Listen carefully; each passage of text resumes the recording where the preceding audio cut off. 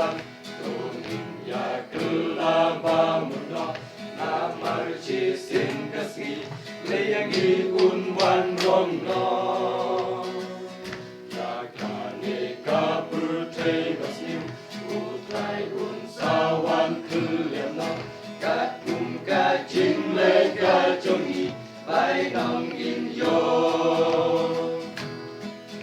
ga jing im jongi u ben riu ang me has la jong ka putre ga jing i tri la kiu sha du ma jong le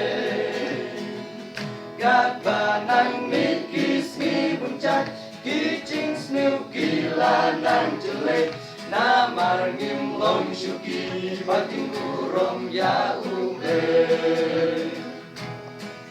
tam ka ri nang shu tu ni ku ya ka du ta jing long ku sa re ha po do nu long jing shon gu soi ta na ta ni shu long tang ku ki ta ki kristan ku snu ang ro re ha po ni long ki su ri long chen jo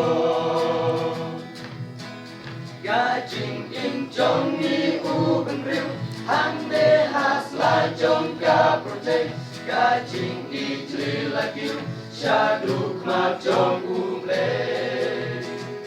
ga ba nang mi ki sni bun chat ki jing sniu ki la nang chule na mar ngin long shu ki ba ting bu rom ya le hey hang de ken ka sa lung kon ka ta ba jing im le na mar le la ma hai ni da ka nem sni ta lang long ken kum ka jing kim u le ya la u kun le ki jing fan jing shi dong la ban kya ya re ga jing im chong ni u ben riu hang ne has la chong ka prote ga jing i tri la kiu sha du ma chong le